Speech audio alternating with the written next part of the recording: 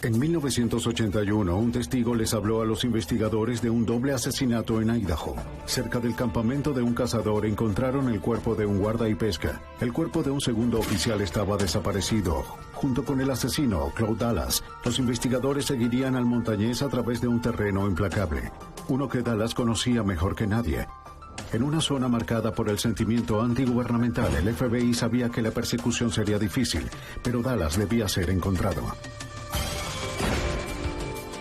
La evidencia se acumula, no tienen sospechosos evidentes. El centro de comercio es bombardeado. Ted Kaczynski es arrestado.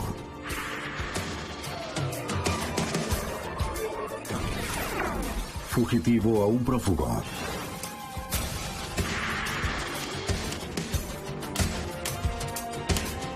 Los archivos del FBI.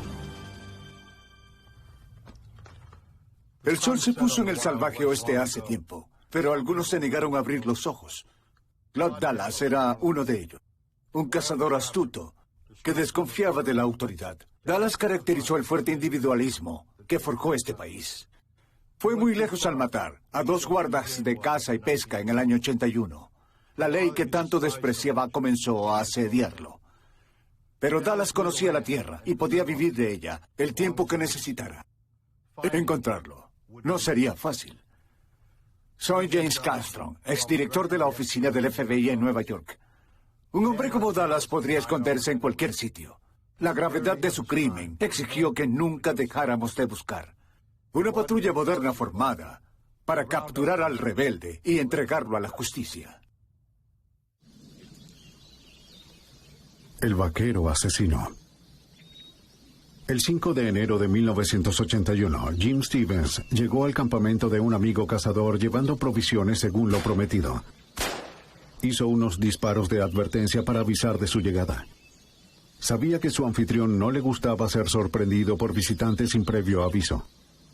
El cazador Claude Dallas creó el sistema de disparos de advertencia. Hola, Jim. Era cauteloso de su campamento. Buen Dallas. Dallas estaba feliz de tener los suministros. Esperaba el invierno en Bull Basin, un área remota al suroeste de Idaho, cerca de la frontera con Nevada. Había cazado unos linces fuera de la temporada y planeaba vender sus pieles en primavera, pero antes necesitaba comida para mantenerse. Hay que bajar al río para ver qué sucede. Además de reabastecer el campamento de Dallas, Stevens fue a buscar utensilios de indios. Planeó buscar a lo largo del río. En un área tan aislada era obvio que encontraría nuevos artículos para su colección. Revisa el área mientras veo lo que trajiste. De acuerdo. Dallas se quedó para revisar sus nuevas provisiones.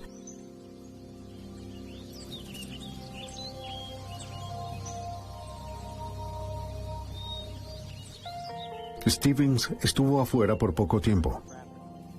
Al escuchar voces, Jim Stevens regresó pronto al campamento.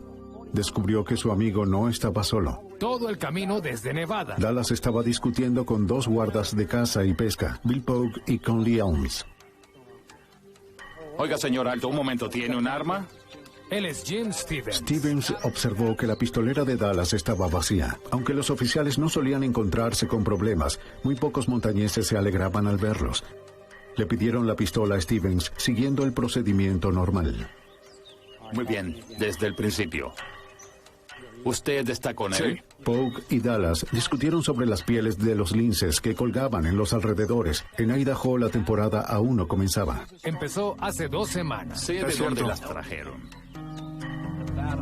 Esas no son de Nevada. Dallas se puso de mal humor mientras buscaba una excusa. La discusión se intensificó. Sabemos de dónde las trajeron y podemos Pogue darle... mencionó una citación, lo que hizo molestar más al cazador.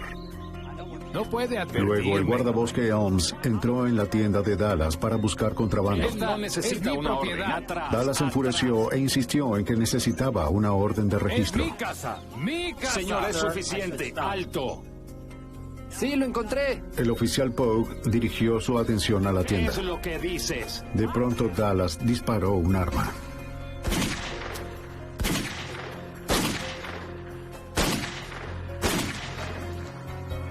¿Qué acaba de pasar? ¡Los mataste!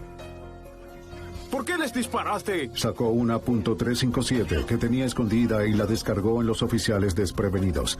Oh, Dios. Sin decir una palabra, Dallas tomó su rifle calibre .22 y lo apuntó con cuidado detrás de la oreja de Bill Pogue. Conley Elms se encontró con el mismo destino.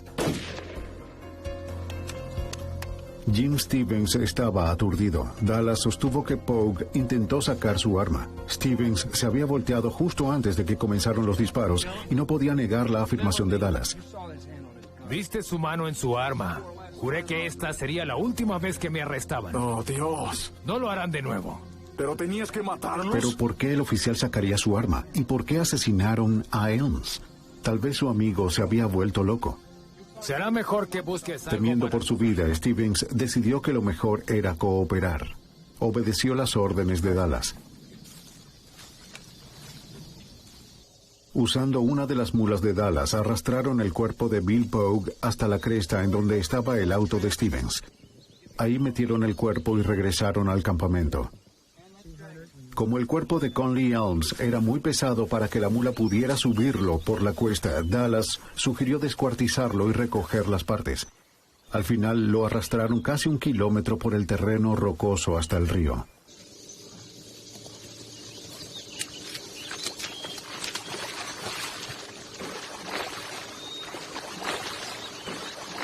Ese sería el único error de Dallas. No pesó el cuerpo. Mientras flotaba río abajo, alguien lo vería.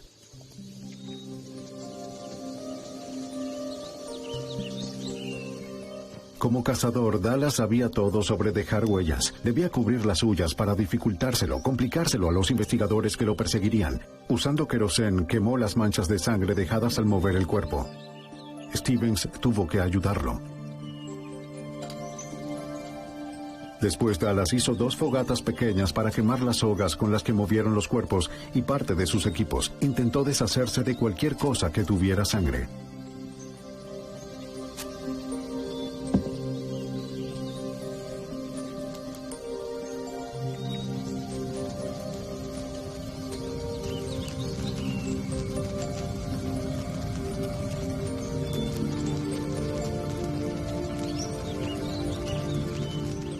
Dallas nunca expresó remordimiento por las muertes. Para Stevens, Dallas no parecía mostrar emociones, una razón más para temerle. Dallas tenía que deshacerse del cuerpo de Bill Pogue. Decidió ir a casa de un amigo en Nevada por ayuda. Stevens no quería hacer enojar a Dallas, lo que podría darle la oportunidad de alejarse del asesino. Se dirigieron a Paradise Hill, Nevada, a 5 horas de distancia.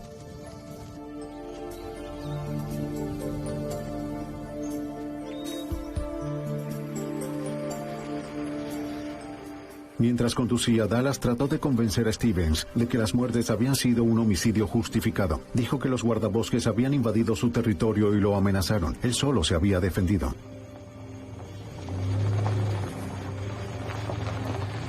Stevens no podía entender cómo era esto posible, pero no discutió. No había forma de saber lo que Dallas podría hacerle a él.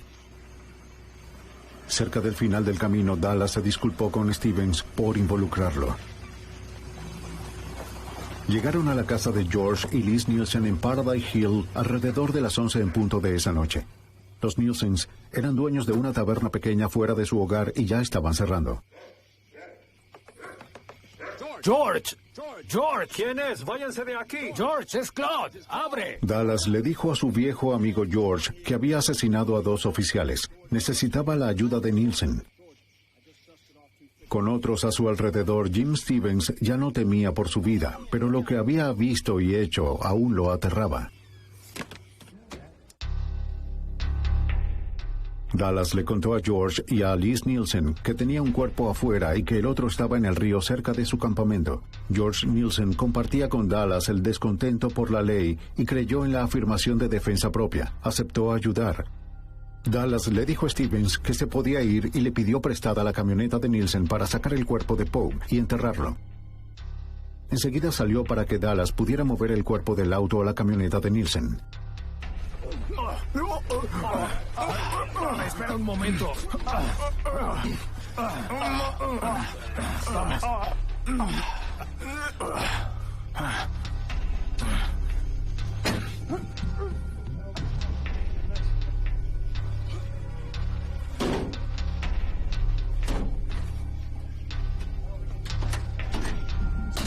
Así estará bien. Stevens pudo irse a casa. Dallas salió por su cuenta a deshacerse del cuerpo. Horas después regresó con los Nielsen a ducharse, cambiarse de ropa, comer y empacar. Los Nielsens le dieron un poco de dinero y comida. Alrededor de las 5:30 de la mañana, Nielsen lo dejó a 24 kilómetros de distancia, en donde se creía que otro amigo lo buscaría. De cualquier forma, Claude Dallas había desaparecido. Unas horas después, Jim Stevens se dio cuenta de que tenía que ir con la policía. Liz. Luego de hablar con George, visitó a Liz Nielsen en el hospital local en donde trabajaba. Ella aceptó que debían llamar a las autoridades. Estaban muy involucrados como para no hacerlo. Debemos entregarlo. Se reunieron con el fiscal del condado. Steven explicó que estuvo en el momento de los disparos, pero se volteó cuando Dallas comenzó a disparar. Fuimos río abajo. No vio si Pogue sacó su arma, por lo que Stevens no podía verificar o refutar la historia de defensa propia de Dallas. George y Liz Nielsen contaron cómo ayudaron a Dallas a desaparecer, pero no sabían en dónde estaba. Todo lo que sabían era que por alguna razón Claude Dallas había enloquecido. Era impredecible, estaba armado y afuera en alguna parte.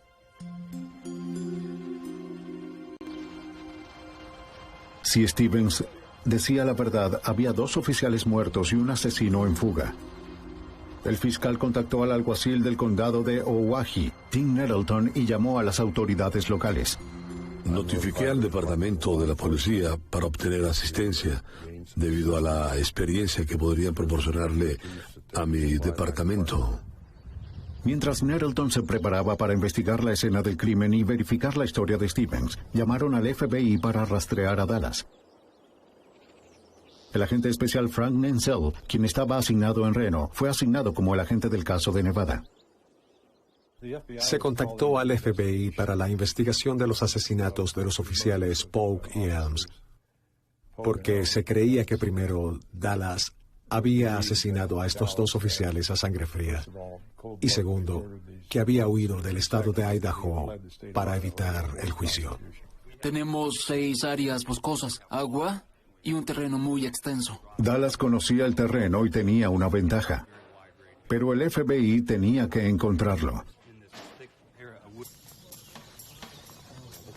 El alguacil Ken Nettleton estuvo encargado de la investigación de la escena del crimen en donde Claude Dallas asesinó a los 2 oficiales. Estaba acompañado por agentes y forenses expertos del estado. Un investigador a bordo de un helicóptero del noticiero vio un cuerpo en el río. Informó por radio al equipo terrestre y ubicaron el cuerpo del guardabosque Conley Elms, atrapado debajo de una rama sumergida. Al menos una muerte fue confirmada. De vuelta en el campamento, los oficiales se acercaron a la tienda de Dallas, con precaución en caso de que estuviera esperándolos. Pero solo quedaban pieles y cuero. Con el área asegurada, el alguacil Nettleton y el equipo forense podían comenzar a verificar el resto de la historia de Stevens. No podían basarse solo en el testimonio de un testigo. Necesitaban evidencia sólida para ubicar a Dallas en la escena del crimen y probar lo sucedido más allá de una duda razonable. Los investigadores grabaron y tomaron fotos para conservar la ubicación de las huellas y otras evidencias.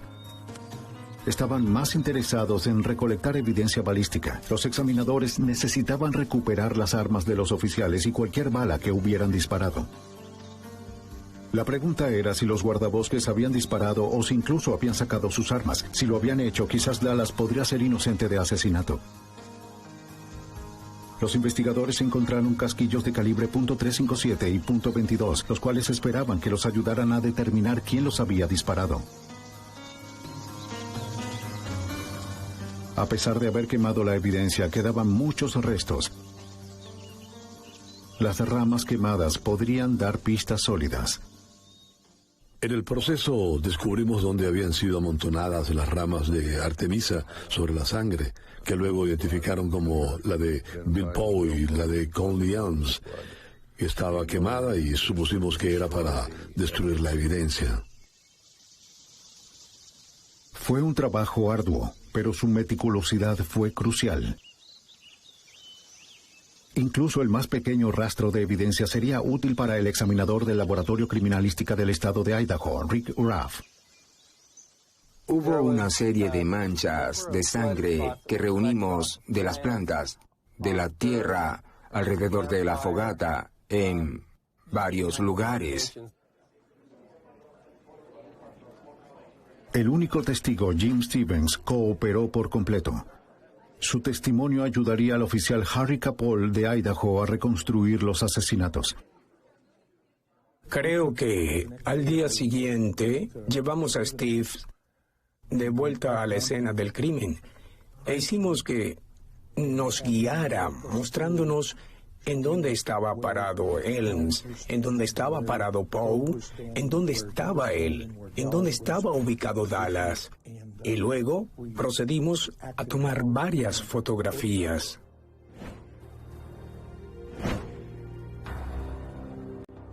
Los investigadores estaban seguros de lo que había sucedido, pero no sabían en dónde estaba Claude Dallas o en dónde había ocultado el cuerpo de Bill Poe. Gracias a todos por venir hoy. Oficiales locales y estadales y voluntarios civiles fueron a buscar el cuerpo. La noticia de los asesinatos de los guardabosques impulsó estas búsquedas. La mayoría conocía a las víctimas y a sus familias. Reunidos aquí para encontrarlos. El alguacil Gary Amon, luego un operador, formó parte de la búsqueda. Con Dallas siendo un asesino de policías a sangre fría, fue una investigación aterradora. Pero había indignación afuera, por lo que queríamos ayudar a las familias a encontrar el cuerpo para que pudieran enterrar a su ser querido. Muchos de los investigadores conocían el desierto de 78 kilómetros cuadrados que iban a revisar, pero había docenas de pozos de minas abandonados y hondonadas en donde esconder el cuerpo. Ojos marrones. Y Dallas los conocía a todos. Bien, muévanse, aprovechemos la luz. Iban a usar tecnología avanzada como escáneres infrarrojos, pero lo más importante, confiarían en su propia dedicación y paciencia. Fueron días muy largos, días fríos. Caminábamos, montábamos a caballo, volábamos en aviones y helicópteros. Se encargó al equipo de búsqueda del FBI encontrar a Dallas. El cazador podía estar en cualquier parte. Se decía que conocía cada cueva y cada hoyo de la zona en donde coinciden Iowa, Oregon y Nevada, por lo que el FBI no perdió tiempo en cubrir la región con agentes. Una unidad especializada del FBI llegó esta mañana a Winnemucca. 12 miembros del equipo SWAT salieron de San Francisco para evaluar y seguir cualquier pista de diversas zonas. Había al menos un centenar de oficiales, incluyendo a los equipos SWAT de California, Idaho y Nevada. Era una patrulla lista para cualquier cosa, porque nadie sabía lo que el montañés peligroso podía hacer. Mientras el agente especial Frank Menzel coordinaba la búsqueda de Nevada, el agente especial George Colley de la oficina de campo de Boise pasó a ser el investigador principal del FBI. Las historias sobre Claude Dallas al principio parecían ser que él era un solitario. Era alguien que no se acercaba mucho a las personas. Era alguien que podía vivir solo, irse a las montañas y ser independiente por completo. Dallas proyectó la imagen de un montañés de un libro de cuentos a aquellos que lo rodeaban. Fue una historia en proceso. Dallas nació el 11 de marzo de 1950 en Winchester, Virginia. Era el segundo hijo en una familia de 9 personas. Cuando era un niño, su padre le enseñó a cazar y a poner trampas, y las leyes de caza no aplicaban para ellos.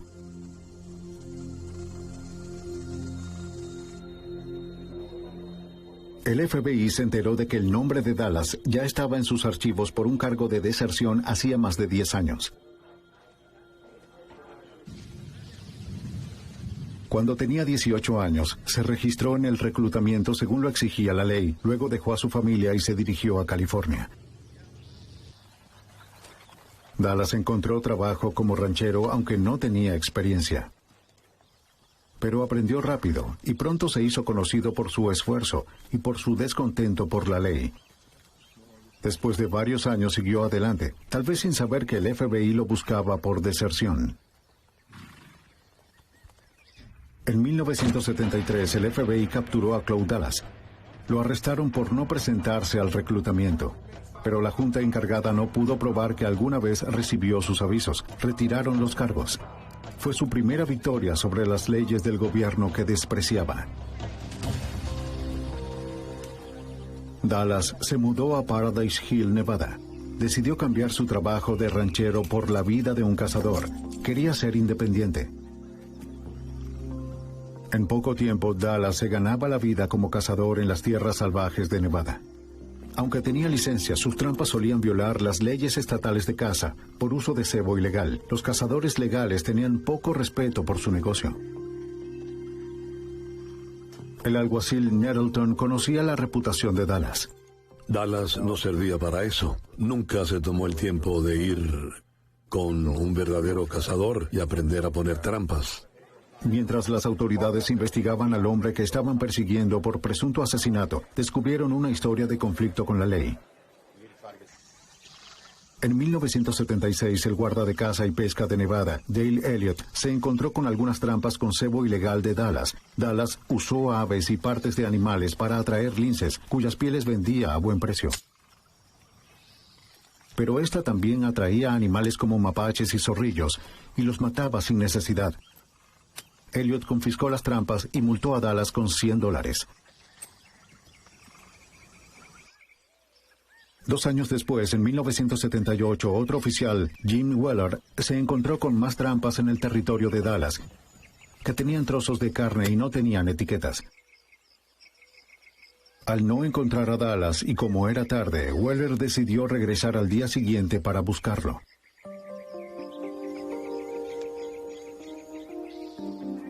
A la mañana siguiente, Weller y el ayudante del alguacil encontraron la camioneta de Dallas, pero de nuevo no pudieron localizar a Dallas. Dentro de la camioneta encontraron 2 armas, un rifle y un revólver. Era en contra de la ley de Nevada tener un rifle cargado dentro de un auto, y por lo tanto lo confiscaron. También tomaron el revólver. 2 armas cargadas en un presunto auto abandonado suponían una situación peligrosa. Cualquiera que estuviera en las cercanías podía tomar las armas. Los oficiales le dejaron una nota a Dallas explicándole en dónde estarían las armas. Soy Cloud Dallas. Vengo a buscar mis armas. 3 días después, un Cloud Dallas disgustado llegó a la oficina del alguacil en Winnemucca, Nevada, para reclamar sus armas. Estaban descargadas y Dallas sostuvo que los cartuchos que estaban dentro habían sido usados. Los oficiales no pudieron presentar evidencia de que las armas tenían balas para disparar. Le devolvieron las armas y no se emitió ninguna multa. Fue otra victoria para Dallas. Cloud Dallas era un hombre que rechazaba las reglas de la sociedad. Pero si sus reglas le permitían asesinar, el FBI tenía que arrestarlo.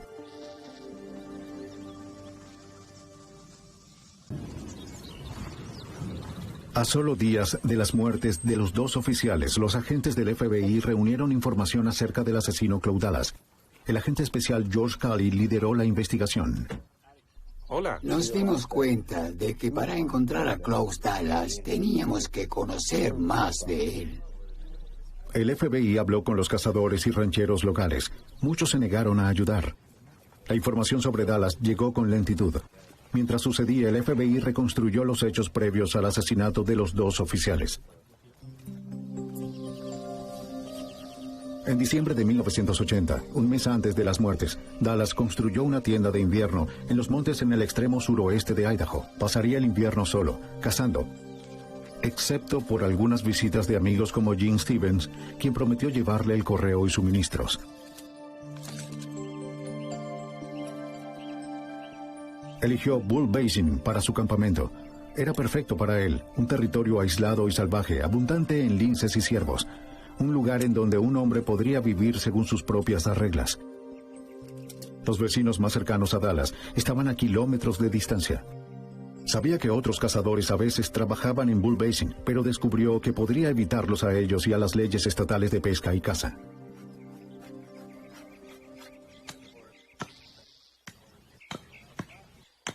Pero un día su vecino lo visitó. Eddie Carlin era dueño del rancho 45 a 20 kilómetros de distancia. A menudo cazaba en Bull Basin y quería saber quién estaba trabajando en su territorio. Carlin vio pieles de lince en el campamento. Cuando hizo un comentario, Dallas dijo que no creía en las leyes hechas por el hombre. Que hagan todo en línea recta. Algo sobre el cazador hizo que Carlin se sintiera incómodo. Tengo unas 45. Observó con nervios la .357 de Dallas, un arma más poderosa de lo que un cazador necesita. Carlin dejó en claro que su familia había cazado en Bull Basin durante años. Al final acordaron trabajar en zonas separadas de Basin. Voy a estar más alejado entonces. De acuerdo. Se mantendrían alejados del territorio del otro. Por el momento, Eddie Carlin estaba más preocupado por un par de cazadores que practicaban la caza furtiva en su rancho. En el noroeste, trabajar en el territorio de otro hombre es como robar directo de sus bolsillos. Carlin condujo 2 horas al teléfono más cercano para alertar al Departamento de Caza y Pesca. Eran las 10 de la noche, el 4 de enero, cuando Carlin contactó al oficial Bill Pogue. Pogue era conocido por ser un guardia estricto que seguía las reglas. Carlin sabía que él lo ayudaría a deshacerse de los cazadores no deseados. Pogue entendía las preocupaciones de Carlin.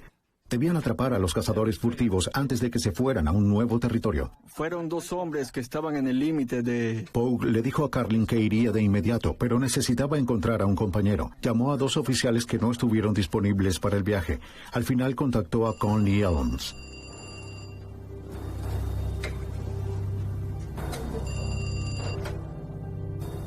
¿Hola? Era tarde, pero cuando Elms escuchó el problema, aceptó ir de inmediato.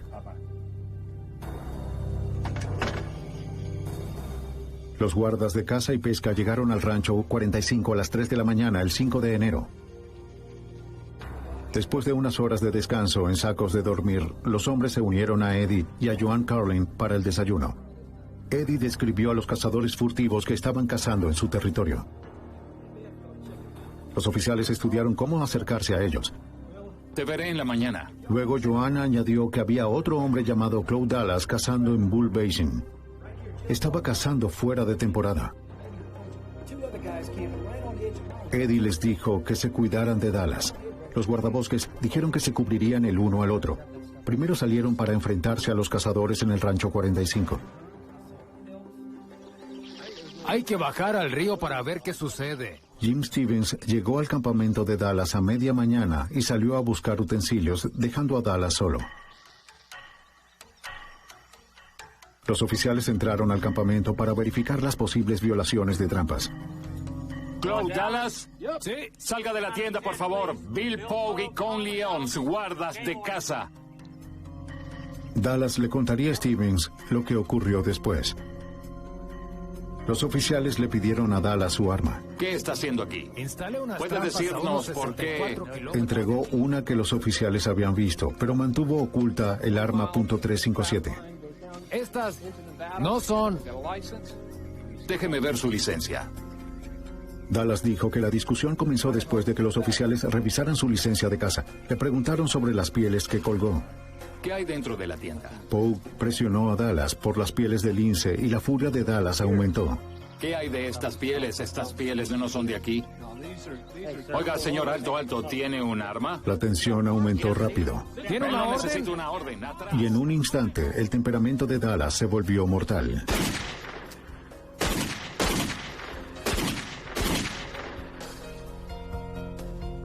Dios, ¿por qué les disparaste? Pero tal vez lo más horrible fue la manera en que ejecutaron a las víctimas.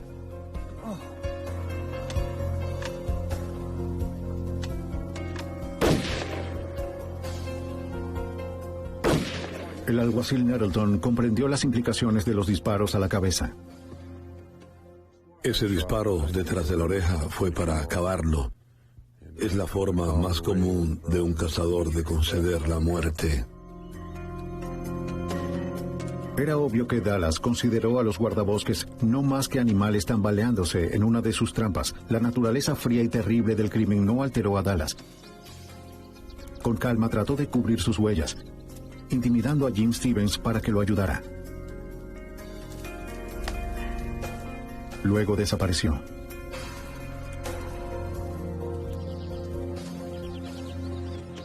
En 48 horas, la búsqueda del cuerpo de Bill Pogue, hecha por voluntarios locales, comenzó. Equipo 3, vayan en esta dirección.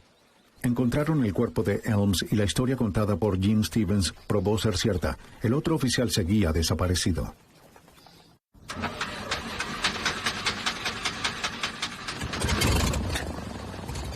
Las autoridades locales y estatales usaron cada herramienta a su disposición, incluyendo el avión del alguacil Nettleton.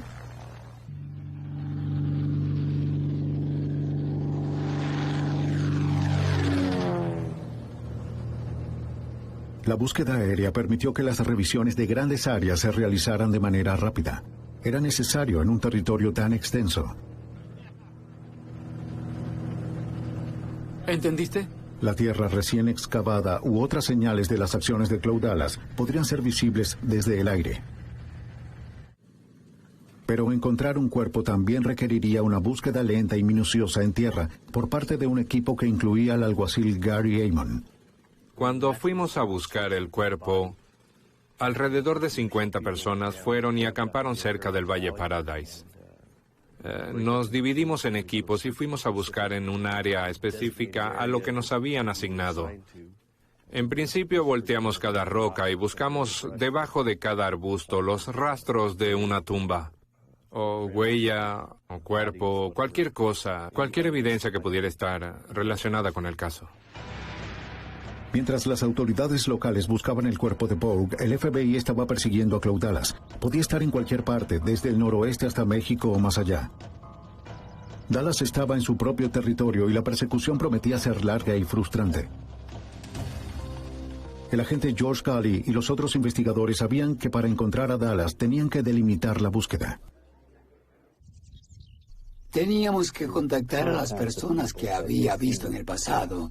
Y comenzamos a tener una idea de la clase de persona que buscaría, aquellos que tuvieran los mismos intereses que él, y nos concentramos en quiénes eran sus amigos. Los investigadores sabían que Dallas tenía amigos en Paradise Hill, Nevada, así que se enfocaron allí revisando hogares, graneros y otras edificaciones. Los agentes se enteraron de que Dallas mantuvo la mayoría de sus pertenencias en una casa rodante detrás del bar de George Nielsen. Cuando los investigadores lo revisaron, descubrieron cerca de 20 armas y algunos manuales de entrenamiento en combate. Era evidencia importante de que estaban tras un hombre peligroso y que sabía cómo matar. Hola, quisiera hacerles algunas preguntas. Dentro del bar de Nielsen, el FBI interrogó a todos los que conocían a Dallas. Los Nielsen colaboraron y les dieron a los agentes la misma información que le dieron al fiscal del condado. Pero otros en el bar apenas cooperaban. Muchos lugareños no aprecian la intervención federal. Les dieron pocas pistas a los agentes. Era obvio que las personas estaban protegiendo a Dallas, ya sea porque les agradaba o porque despreciaban la ley. Los agentes federales no fueron los únicos en ser rechazados. Incluso los miembros de las autoridades locales como Harry Capol sintieron la frustración. Algunos, en contra del sistema, dijeron que los dos oficiales merecían ser asesinados.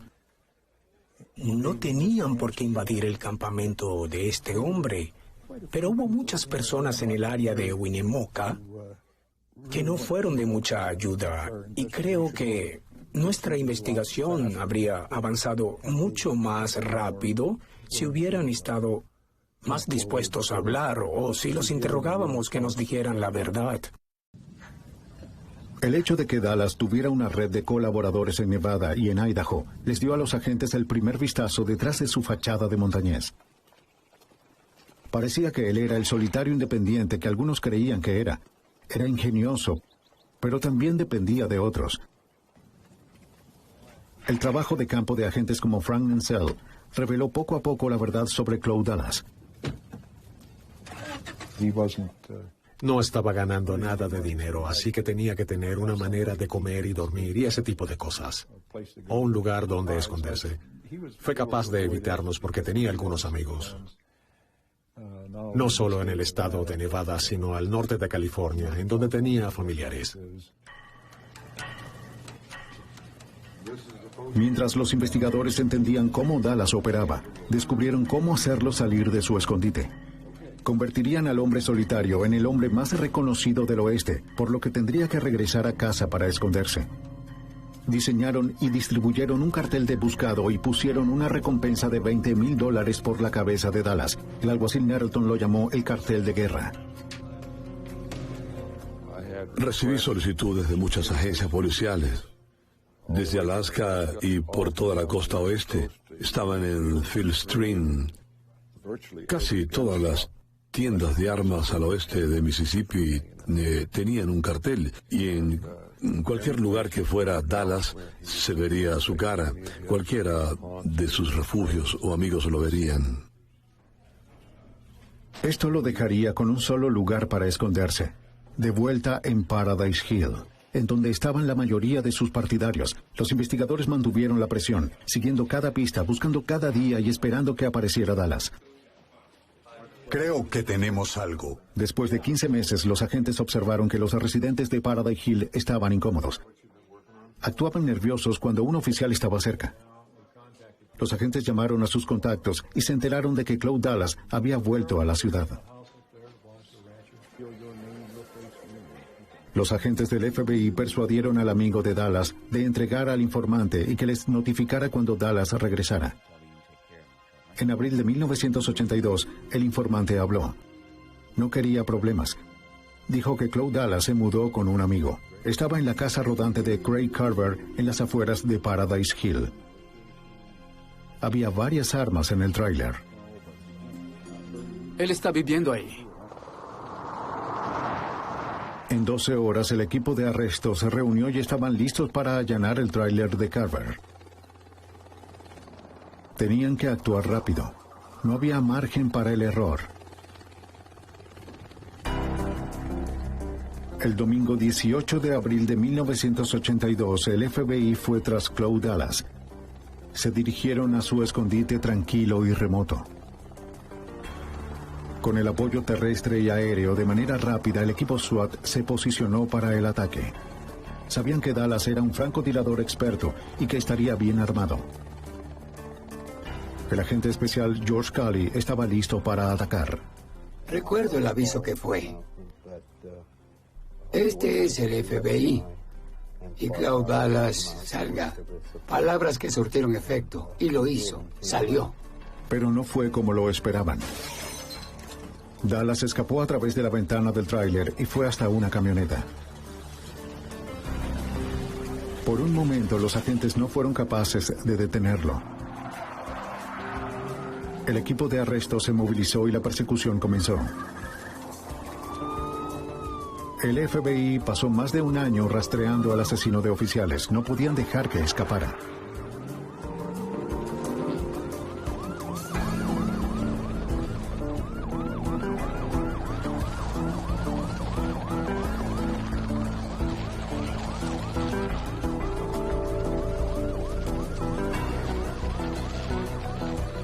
Las patrullas y el helicóptero no lo perdieron de vista a pesar del peligro.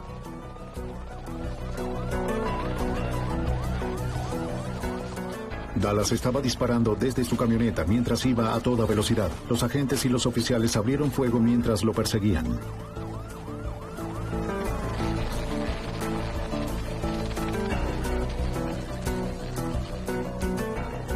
Parecía indetenible e incluso a prueba de balas.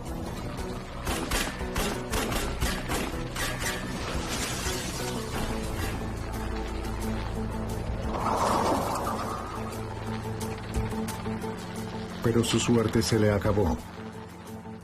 Su camioneta se detuvo y los disparos también. Había recibido un disparo. Salió de la camioneta y comenzó a arrastrarse. Los hombres en el suelo no podían verlo a través de los matorrales, pero desde el aire Nensel tenía vista panorámica. Por desgracia, con los agentes fuera de los vehículos no podía comunicarse por radio, por lo que no podía advertirles. Cuando vi a ese agente caminando hacia Dallas, un líder del equipo SWAT y muy bien entrenado, llamado Dave Gillum, de Las Vegas, creí que no vería a Dallas. Y pensé que quizás Dallas podría haberlo asesinado ahí mismo. En verdad me asustó mucho. Pero a medida que el agente se acercaba, para el asombro de todos, Dallas levantó sus brazos y se rindió. ¡Quieto! ¡Muy bien! ¡Arriba! ¡Vamos, arriba! Fue llevado a un hospital cercano para recibir tratamiento. El FBI tenía al individuo. Frank Nensel podía estar tranquilo. Dallas nos contó que podía haber matado a la gente que se acercaba a él. Y le agradecí por no matarlo. Con Claude Dallas bajo arresto, los fiscales comenzaron a construir el caso en su contra. Esta mañana los investigadores revisaron las pertenencias de Dallas en busca de evidencias para ayudar a enjuiciarlo. Los artículos encontrados incluyeron trampas, tablas de estiramiento para pieles, ropa... Creo que existe la posibilidad de que tengamos el arma homicida, pero no lo sabemos. ¿Cuántas armas están buscando? Buscamos un arma en particular. ¿Pero están buscando el arma en específico que Claude usó para disparar? Esperamos que esté en este grupo. En el laboratorio forense del estado de Idaho, los examinadores probaron las armas confiscadas en la casa rodante de Dallas. Esperaban encontrar las armas usadas para ejecutar a los oficiales. Pero las pruebas no fueron concluyentes.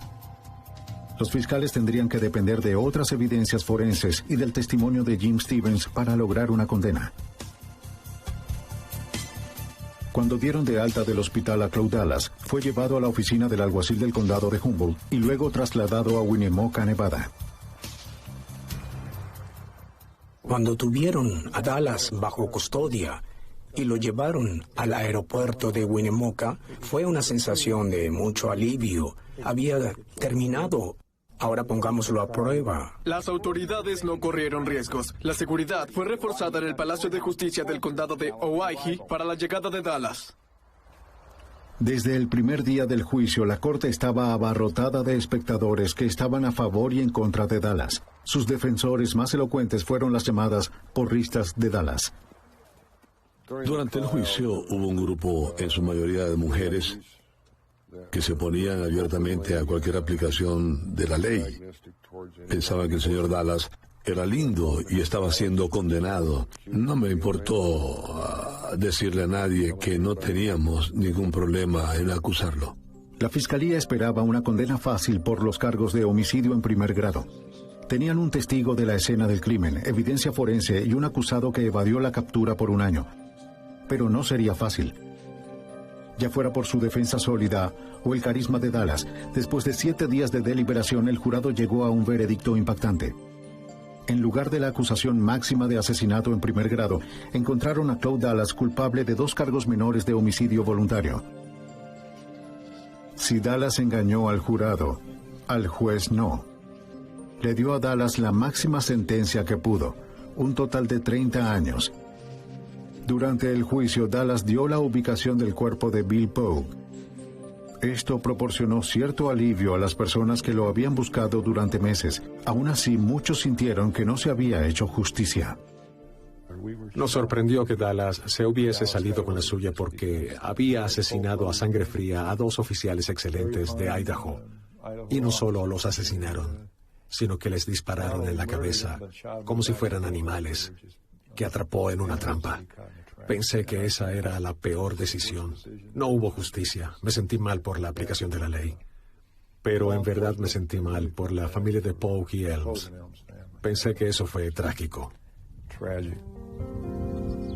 El cuerpo de Bill Pogue fue recuperado de una tumba poco profunda a unos 80 kilómetros al suroeste de Paradise Hill, Nevada, y Claude Dallas comenzó a cumplir su condena en la penitenciaría del estado de Idaho.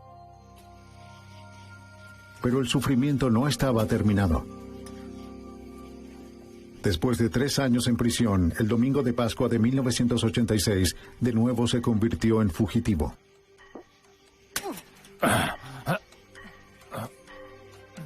Los agentes pensaron que una mujer de Reno, quien se hizo amiga de él, le llevó unas tenazas durante una visita. Las usó para cortar la cerca de la prisión. Al parecer también le proporcionó el auto para escapar. Ahora Dallas era un asesino y fugitivo, y el equipo de búsqueda respondió con toda su fuerza. Parece que el FBI lo colocó en su lista de los 10 fugitivos más buscados a pedido del agente especial George Cully. Sabíamos que podíamos tener dificultades para encontrarlo y por eso debíamos ponerlo en los 10 más buscados. Con esta publicidad no solo en todo el país, sino en todo el mundo, y con cada uno de nuestros carteles de los más buscados. El agente especial Menzel aceptó la lista de los 10 más buscados. Tienes el respaldo de todo el FBI, más de lo que harías en un caso regular. Es decir, tenemos todo el equipo, helicópteros, aviones, asesoramiento técnico, laboratorio, equipo SWAT, personas capaces de hacer todo tipo de cosas que te ayudarán a liderar un caso de los 10 fugitivos más buscados del FBI. Los medios también le prestaron más atención al caso, generando más pistas. La búsqueda tuvo un comienzo fuerte. Las esperanzas eran altas cuando los agentes ubicaron el auto que el asesino usó para escapar. Los examinadores forenses lo revisaron para encontrar huellas. Quizás los llevaría hasta el fugitivo, pero no dejó ningún rastro. Unos meses después de la fuga de Dallas, los agentes tenían una buena pista sobre su paradero. Se estaba escondiendo en el pequeño pueblo minero de Eureka, Nevada. Bajo el velo de la oscuridad, los equipos SWAT de Las Vegas y Reno llegaron para el ataque. Arrojaron un artefacto llamado granada aturdidora a través de la puerta principal para aturdir a cualquiera que estuviera adentro y deja una cortina de humo para cubrir a los agentes al ingresar. ¿Al final llevarían a la justicia al fugitivo Claude Dallas?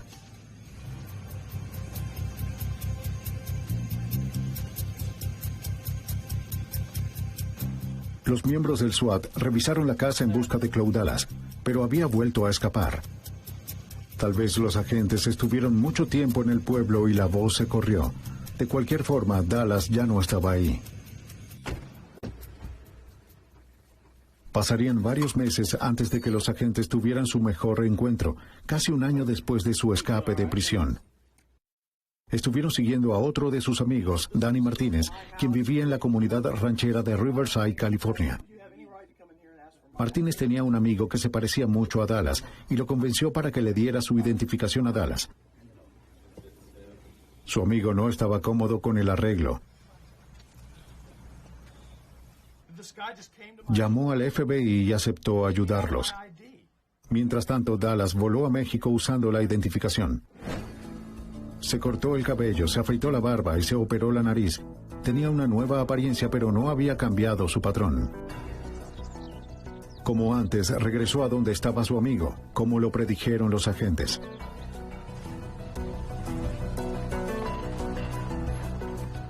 Cuando Claude Dallas regresó a Riverside, Martínez hizo que el informante llevara a Dallas a un motel. De inmediato, el amigo avisó al FBI. Al saber que Dallas estaba adentro, el equipo SWAT se reunió en un supermercado frente al motel.